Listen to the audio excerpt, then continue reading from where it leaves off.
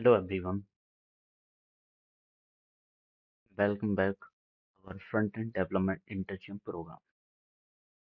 जैसा कि आपको पता है, हमारा फ्रंट-एंड डेवलपमेंट इंटर्नशिप प्रोग्राम चल रहा है।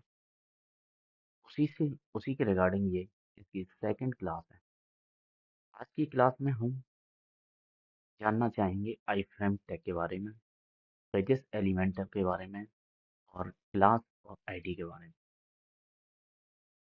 तो अभी तक आपने हमारे चैनल को सब्सक्राइब नहीं किया है तो प्लीज़ लेटेस्ट नोटिफिकेशन को रिसीव करने के लिए आपको हमारे चैनल को सब्सक्राइब करना चाहिए। सिंपली आपको क्रोम में आ जाना है, यहाँ में सर्च करना है आपको यूट्यूब। सिंपली आपको यहाँ पर क्लिक कर देना है और यूट्यूब को ओपन कर लेना है। जैसे ही आप यूट्यूब ओपन करेंगे, सिंपली यहाँ सर्च करिए ATR top tag, simply enter कर दो। उसके बाद आपको ये हमारा चैनल मिलेगा। सिंपली यहाँ क्लिक करना है और आपको यहाँ से सब्सक्राइब कर लेना है चैनल को, जिससे आपको हमारे जो भी लेटेस्ट अपडेट्स हमारे चैनल पर आएंगे वो आपको टाइम टू टाइम रिसीव होते रहेंगे। चलो आज की क्लास स्टार्ट करते हैं। जैसा कि अभी मैंने आपको बताया, आज की वीडियो में हम आई फ्रेम टैग के बारे में जानकारी लेंगे और फेजेस एलिमेंट्स क्या होते हैं, कैसे यूज किया जाता है, क्लासेस क्या होती हैं, आईडी क्या होते हैं, इस सब के बारे में आज पढ़ेंगे इस क्लास में। तो आइए स्टार्ट करते हैं।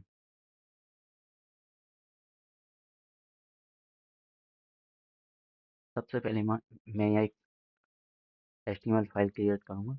क्लास के नाम से मैं HTML फाइल क्रिएट कर लूँगा। अब सबसे पहले मुझे बॉयलर प्लेट कोड लिखना है, जो भी मिनिमम कोड हमें रिक्वायर्ड होता है किसी भी HTML डॉक्यूमेंट में। तो मैं यहाँ सिंपली एंटर क्लिक कर दूंगा और ये हमारा जो भी बॉयलर प्लेट कोड है किसी भी HTML डॉक्यूमेंट में रिक्वायर्ड है वो हम यहाँ लिख देंगे। इसका मैं टाइटल चेंज कर दे रहा हूँ क्लास के नाम से। ठीक है। अब हम सबसे पहले पढ़ेंगे फ्रेम टैग के बारे में। फ्रेम टैग होता क्या है? फ्रेम टैग, यदि हम फ्रेम टैग की बात करें तो HTML में आई फ्रेम टैग को हम इसलिए यूज करते हैं जब जो भी हमारा करंट वेब पेज है, यदि हम अपने करंट वेब पेज में किसी दूसरे वेब पेज को दिखाना चाहते हैं, किसी दूसरी वेबसाइट को दिखाना चाहते हैं, तो उसके लिए हम आई फ्रेम टैग का इस्तेमाल कर सकते हैं। या हम आई फ्रेम टैग को वीडियो एम्बेडिंग के काम भी लाते हैं। जैसे अभी हमारा जो भी वेब पेज है, यदि हम चाहते हैं कि यूजर जब भी इस वेब पेज पर आए उन्हें एक वीडियो प्ले प्ले होती हुई दिखाई दे, तो उसके लिए भी हम आई फ्रेम टैग का इस्तेमाल कर सकते हैं। और दूसरा हम आई फ्रेम टैग का इस्तेमाल इसीलिए भी करते हैं जब हम अपनी वेबसाइट में किसी भी लोकेशन का मैप एम्बेड करना चाहते हैं, तब भी हम आई फ्रेम टैग के द्वारा मैप को अपनी वेबसाइट के वेब पेज में एम्बेड कर सकते हैं। तो इसके क्या क्या यूज हो रहे हैं अभी? हम एक वीडियो एम्बेड कर सकते हैं, इससे वीडियो एम्बेड कर सकते हैं। दूसरा, मैप को एम्बेड कर सकते हैं यहाँ पे। और आई फ्रेम के द्वारा अनोदर यानी किसी दूसरी दूसरी वेब पेज को भी हम एम्बेड कर सकते हैं इसके द्वारा। और चलिए इसका सिंटेक्स होता है क्या है, कैसे मतलब करते हैं अभी। अभी के लिए मैं यहाँ एक हेडिंग लिखना चाहूँगा।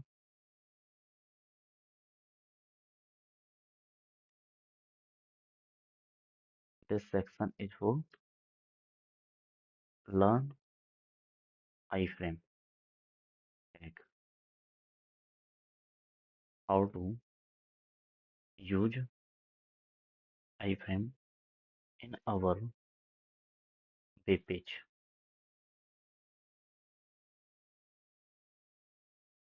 सिंपली आपको यहाँ पे आई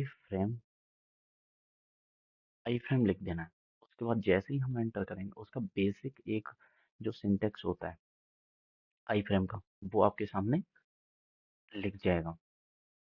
अब इसमें करना क्या है, SRC एट्रीब्यूट होता है इसके अंदर। अब SRC एट्रीब्यूट हम किसी भी मैप का, वीडियो का या किसी भी अनदर डॉक्यूमेंट का, वेब पेज का हम यूआरएल देते हैं जिससे हम उसे अपनी वेबसाइट में दिखा सकें। दूसरा, इसके अंदर बहुत सारे एट्रीब्यूट यूज किए जा सकते हैं, वो अभी आगे हम बताएंगे, लेकिन अभी के लिए मैं मान रहा हूँ यहाँ पे मैंने अपनी वेबसाइट का यूआरएल दे दिया। जैसे मान ली https trsoftTag.com, ये हमारी वेबसाइट का यूआरएल है।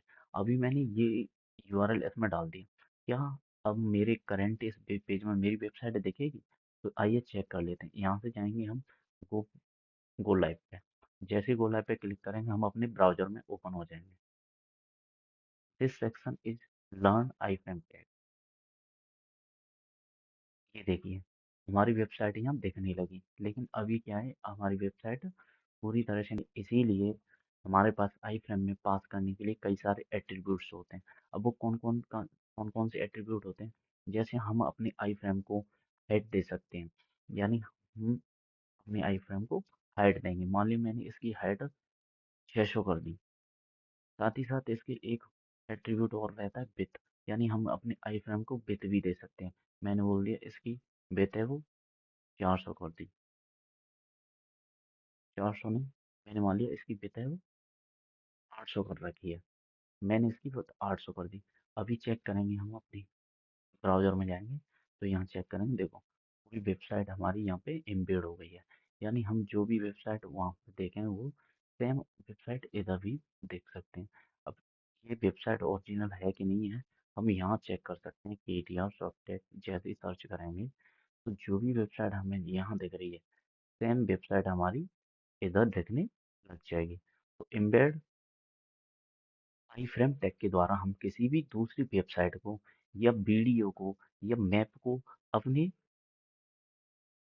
करंट वेब पेज में एम्बेड कर सकते हैं। अब पता कैसे चलेगा कि वीडियो भी कर सकते हैं या नहीं कर सकते हैं? तो अभी के लिए हम क्या करेंगे, यहाँ से जाके एक वीडियो डाउनलोड करेंगे।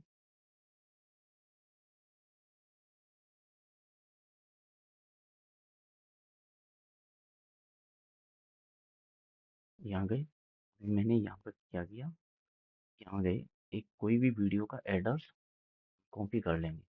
मान लिया ये वाली वीडियो है, अभी इस वाली वीडियो का हम एड्रेस कॉपी कर लेंगे।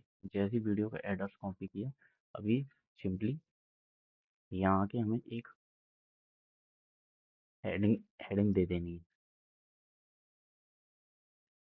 This I frame is related video embedded, video embed in our current current web page. यानी अब हम वीडियो को एम्बेड करके चेक करेंगे। अभी के लिए मैंने यहाँ देखा, यहाँ जाके मैंने सिंपली यहाँ पे आई फ्रेम एंटर कर देंगे। जैसे आई फ्रेम, अब मैं यहाँ आके वीडियो का जो यूआरएल है वो पेस्ट कर दूंगा। अब सेम यहाँ पे अभी हम इसको हेड भी दे सकते हैं, यानी मैं इसकी हेड रख दूंगा। अभी के लिए मान लिया मैंने यहाँ बोल दिया कि 400 इसकी हेड कर दो और विथ है वो 600 कर दो।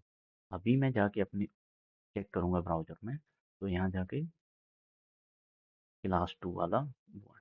अभी यहाँ जाके मैंने चेक किया तो मुझे वीडियो यहाँ एम्बेड होती हुई दिखाई दे रही है। अभी मैं इस वीडियो को फुल स्क्रीन पर नहीं कर पा रहा हूँ, यहाँ पे कोई भी कंट्रोल नहीं कर पा रहा हूँ मैं ऐसा कुछ का। इसके लिए यहाँ पे और भी एट्रीब्यूट हम पास कर सकते हैं, जैसे हाइट, विड्थ, फ्रेम बॉर्डर, ये सब दिया है। उसी तरह मैं यहाँ पे अलाउ फुल स्क्रीन कर दूंगा। अलाउ फुल स्क्रीन, तो यहाँ जाके चेक करेंगे तो यहाँ से अलाउ फुल स्क्रीन का ऑप्शन हमारे लिए इनेबल हो जाएगा। तो इस तरह से हम वीडियो भी, अभी हम मैप भी एम्बेड करके देखेंगे। तो मैं यहाँ सिंपली जाके यहाँ जाके बोल दूंगा give I frame map location Agra.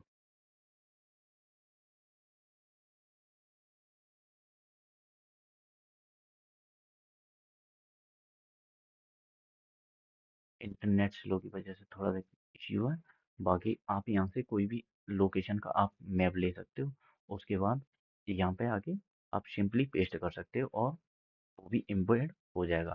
तो अभी के लिए बात करें कि आई फ्रेम टैग का क्या यूज़ था। तो आई फ्रेम टैग से हम किसी भी अपने करंट वेब पेज में किसी भी वीडियो को एम्बेड कर सकते हैं, मैप एम्बेड कर सकते हैं, किसी भी दूसरे डॉक्यूमेंट को भी अपने करंट डॉक्यूमेंट में हम एम्बेड कर सकते हैं। तो आई फ्रेम टैग समझ आया आपको। अब बात करेंगे हम कि फ्रेजेस एलिमेंट क्या होते हैं। फ्रेजेस फ्रेज एलिमेंट क्या होते हैं। Phrase element, what is phrase element. We will talk about phrases element. अब फ्रेज एलिमेंट के बारे में बात करें तो हमारे पास कई सारे फ्रेजेस एलिमेंट होते हैं। जैसे मान लिया टीएम का होता है हमारे पास, स्ट्रॉन्ग का होता है,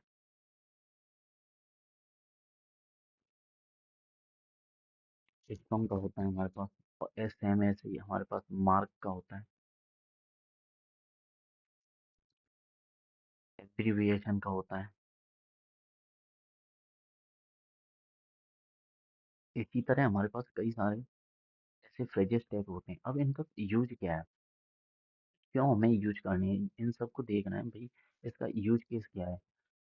how to use in our current document phrases element, what is purpose, what is main purpose of uses phrases element. तो हम कह सकते हैं कि फ्रेजेस एलिमेंट्स को यूज करने का एक ही रीजन है कि जब भी हम अपने टेक्स्ट को बेटर सिमेंटिक और फॉर्मेटिंग रूप में लिखना चाहते हैं तो हम फ्रेजेस एलिमेंट यूज कर सकते हैं। जैसे अभी के लिए मैं मान लो फर्स्ट ईएम एलिमेंट के बारे में अभी देखेंगे हम। मान ली इवेंट ईएम एलिमेंट करता क्या है। ईएम एलिमेंट किसी भी टाइप का एम्फेसाइज करता है, किसी भी डॉक्यूमेंट को एम्फेसाइज कर देगा। एम्फेसाइज का क्या मतलब है, तो अभी चेक करें। मान लिया मैंने यहाँ पी टैग लिखा, पी टैग के अंदर this is example related to,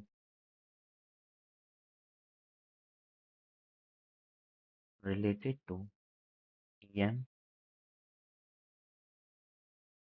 em tag which is related to pages elements। मैं ब्राउजर में जाके सर्च करूंगा, यहाँ पर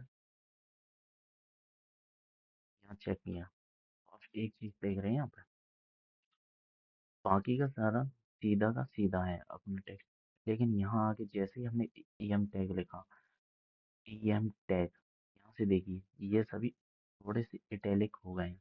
यानी ईएम टैग क्या करता है, किसी भी टेक्स्ट को उसे इटैलिक बना के एम्फेसाइज करने की कोशिश करता है यूजर को कि ये टेक्स्ट कुछ ना कुछ लगे इनमें। इसके बाद बात करें हम अगर मार्क टैग की, बात करें हम मार्क टैग की, मार्क टैग यूज क्यों होता है सबसे पहले, वाई यूज मार्क टैग। अगर मार्क टैग की बात करें तो किसी भी टेक्स्ट को हाईलाइट करने के लिए हम मार्क टैग का यूज कर सकते हैं। अब मार्क टैग यूज कैसे करें, तो एग्जाम्पल देखें आप मार्क टैग के लिए। मान लिया मैंने सबसे पहले यहाँ पे क्या किया, एक पी टैग ही लिख दिया, this book is written by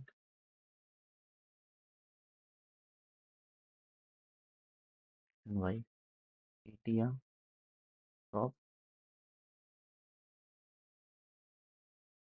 Atiya soft tag.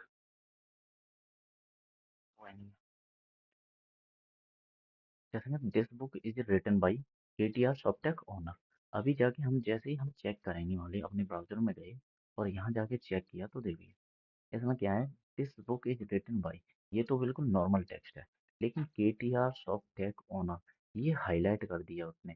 ये किसकी वजह से हुआ है, मार्क टैग की वजह से। यानी मार्क टैग किस चीज के लिए यूज में आता है, तो हम किसी भी एलिमेंट के पार्ट को, हम किसी भी पर्टिकुलर पार्ट को हाईलाइट कर सकते हैं मार्क टैग के द्वारा। बात करेंगे अब हम स्ट्रॉन्ग टैग के बारे में। स्ट्रॉन्ग टैग क्यों यूज होता है फिर? स्ट्रॉन्ग टैग का यूज केस क्या है? किसी भी एलिमेंट के पार्ट को हम, जिस भी पर्टिकुलर पार्ट को हम थोड़ा बोल्ड दिखाना चाहते हैं या ना हाईलाइटेड थोड़ा बोल्ड, तो उसके लिए हम स्ट्रॉन्ग टैग का यूज कर सकते हैं। अब कैसे यूज करते हैं? जैसे मैंने मान लिया पी टैग लिया, लिख सकते हैं example of this is example of use case of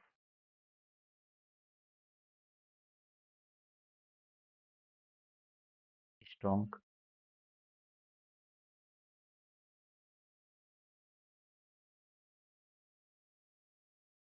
strong tag.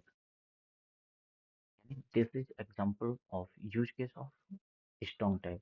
तो ये स्ट्रॉन्ग टैग के बारे, अभी मैं अपने ब्राउजर में गया, यहाँ जाके मैंने चेक किया तो क्या दिख रहा है आपको?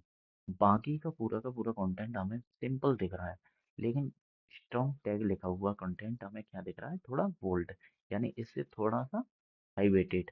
अब यहाँ देखेंगे तो ये स्ट्रॉन्ग टैग क्या लिखा है हमारा? स्ट्रॉन्ग टैग के अंदर, इस वजह से वो क्या हो रहा है? थोड़ा बोल्ड टाइप का हमें दिख रहा है। तो स्ट्रॉन्ग टैग किस लिए यूज किया जाता है? किसी भी HTML एलिमेंट के किसी भी पर्टिकुलर पार्ट को हाईलाइट करने के लिए, थोड़ा बोल्ड दिखाने के लिए हम स्ट्रॉन्ग टैग का यूज कर सकते हैं। अब बात करेंगे हम एब्रिएशन टैग की, ABVR टैग। अब ABVR टैग करता क्या है? जैसे हम किसी भी एब्रिविएशन को पूरा नहीं लिखने, जैसे हमारे पास स्पेस बहुत कम है, लेकिन हम क्या चाहते हैं कि हम पूरा उसका मीनिंग भी यूजर को दिखाएं। जैसे मान लिया HTML लिख दिया कहीं भी, अब वहाँ स्पेस ना होने की वजह से हमने केवल HTML तो लिख दिया, लेकिन यूजर को कैसे समझ आए कि ये HTML है क्या? तो उसके लिए हम ABVR टैग का यूज कर सकते हैं। अब कैसे करेंगे? तो यहाँ देख सकते हैं, जैसे मैंने पी टैग लिख दिया, अब मैं लिख दूंगा, यहाँ पे लिखूंगा HTML, यहाँ मैं टैग ले लूंगा ABVR। मैंने मान लिया ये टैग ले लिया HTML, यहाँ जाके मैं लिख दूंगा is stand is stand for hyper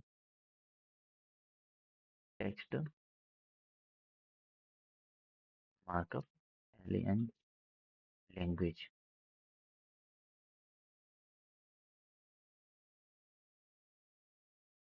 markup language. अभी हमने क्या किया है कि केवल HTML को क्या है, एब्रिविएशन टैग के अंदर रख दिया है। अब एब्रिविएशन टैग के अंदर जब HTML को रख दिया, अब मैं जब भी मैं अपने ब्राउजर में जाऊंगा, यहाँ जाके चेक किया तो हमें कुछ स्पेशल लग नहीं रहा, लेकिन जैसे ही मैं HTML टैग पे कवर करूंगा, कवर किया तो यहाँ पे कुछ दिख नहीं रहा। लेकिन दिख क्यों नहीं रहा? हमें यहाँ एक एट्रीब्यूट पास करना होता है, को यहाँ पे एक एट्रीब्यूट पास करना होता है, उसका नाम क्या होता है? टाइटल। यानी हम यहाँ टाइटल दे सकते हैं। अब टाइटल क्या होता है? तो यहाँ लिख देंगे हम हाइपर टेक्स्ट मार्कअप लैंग्वेज। अब जैसे ही मैंने यहाँ कर दिया, जैसे ही अब मैं ब्राउजर में जाऊँगा, तो अब जब मैं HTML पे हवर करूँगा, अब मुझे पता चलेगा कि इसका मतलब क्या है।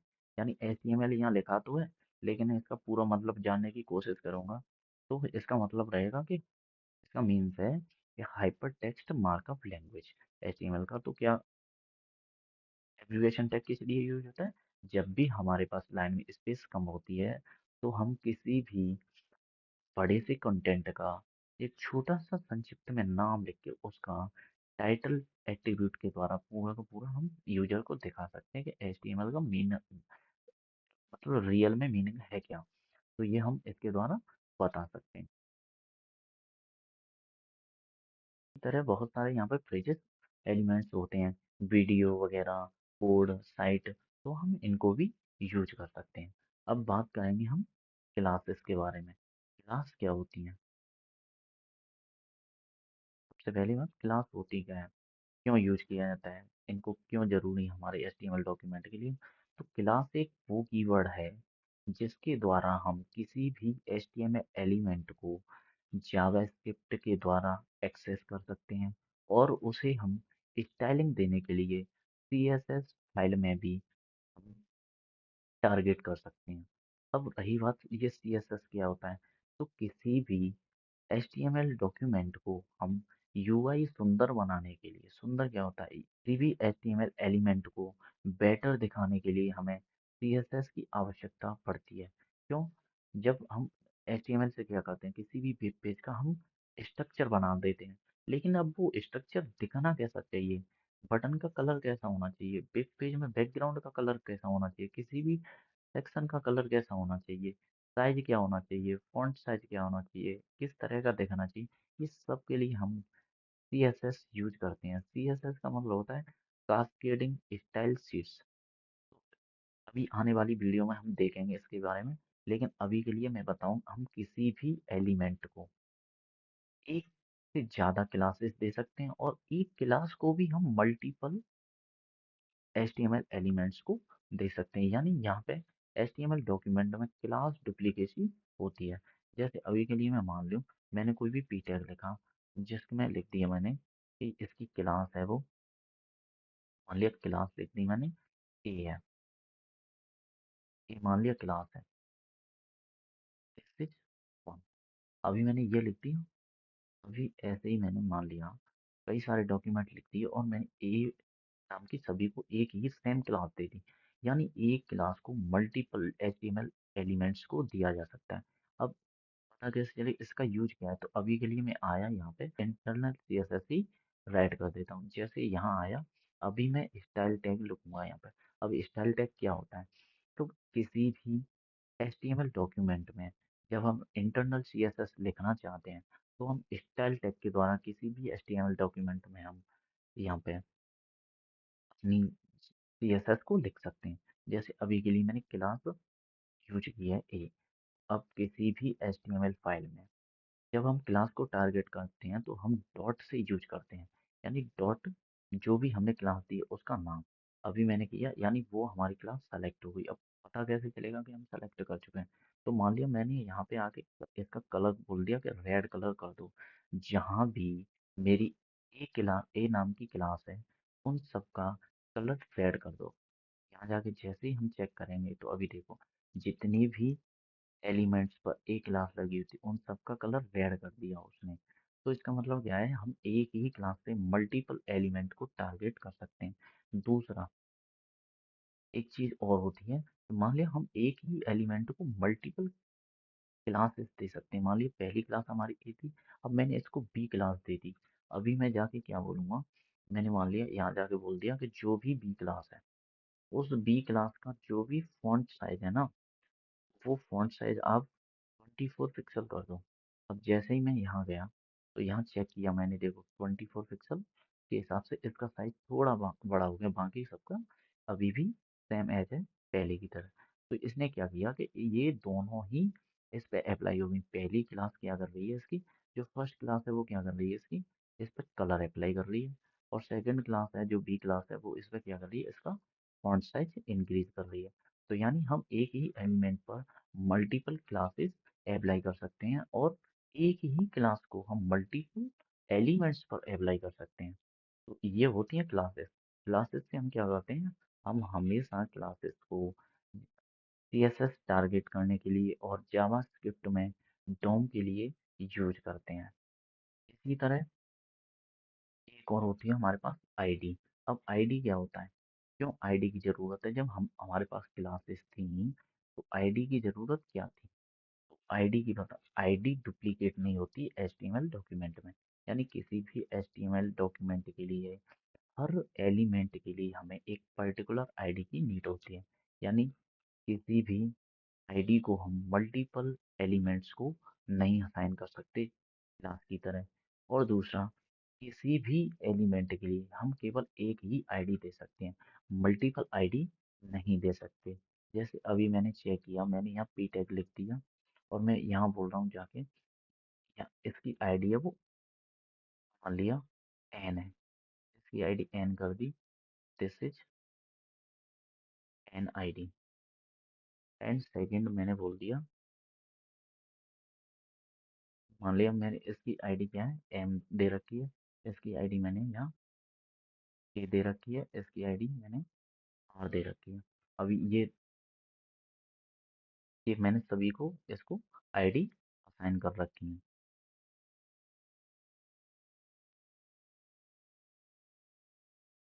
अभी के लिए। अब मान लिया मैं किसी भी आईडी को वहां जाके टारगेट कर सकता हूँ, जैसे मैं सीएसएस में आया और यहाँ जाके बोला कि मुझे एन नाम की जो भी आईडी है उसका कलर चेंज करना है। अब सीएसएस फाइल में हम आईडी को कैसे सेलेक्ट करते हैं, कैसे टारगेट करते हैं, तो उसके लिए हमें सबसे पहले हैश लिखना होता है। फिर उस आईडी का नाम, जैसे अभी के लिए मेरे पास आईडी एन थी तो मैंने एन आईडी का नाम लिख दिया। अब मैं बोलूँगा यहाँ जाके कि कलर इसका क्या है, आप कलर इसका ग्रीन कर दो। जैसे ही मैंने ग्रीन कलर किया, ये टारगेट होगी, बाकी किसी का कलर कुछ चेंज नहीं होगा, लेकिन जिसकी आईडी एन थी उसका कलर अभी के लिए ग्रीन हो चुका है। अभी मैं यहाँ आया, मैंने बोला जो भी आईडी मेरे पास एम है उसका आप साइज, फॉन्ट साइज है ना, फॉन्ट साइज इंक्रीज करके 30 पिक्सल कर दो। यानी जैसे ही मैंने यहाँ पे क्लिक किया, इसने क्या किया कि जिसकी भी आईडी एम थी उसका इसने साइज है वो इंक्रीज कर दिया पहले की। हाँ, जो भी है पहले साइज था उसका उसने इंक्रीमेंट करके 30 पिक्सल कर दिया। अभी के लिए मैं बोल रहा हूँ कि जिसकी भी आईडी आप एम और लेके बैठो, अभी मैंने दोनों की है, मैंने जाके इसका बोल दिया इसकी आईडी एन और एम है, क्या मैं चेक करूं क्या मैं एक ही एलिमेंट को मल्टीपल आईडी दे सकता हूँ।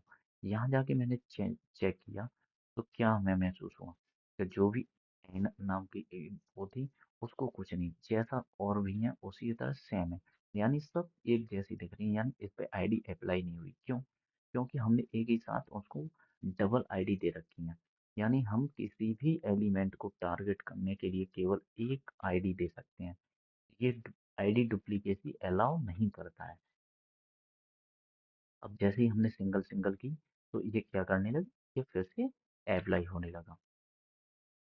आज की वीडियो में इतना ही रखते हैं, और बाकी का जो भी आपको ये बताया जा रहा है उसका थोड़ा प्रैक्टिस करते रहिएगा और बनाते रहिएगा कुछ ना कुछ, उससे आपकी प्रैक्टिस बनी रहेगी और चीज़ें आपको इजीली लर्न रहेंगी और रिमेम्बर रख पाओगे लंबे समय तक। तो यहीं पे वीडियो को कंप्लीट करते हैं, उसके बाद नेक्स्ट वीडियो में मिलते हैं कुछ नए टॉपिक के साथ।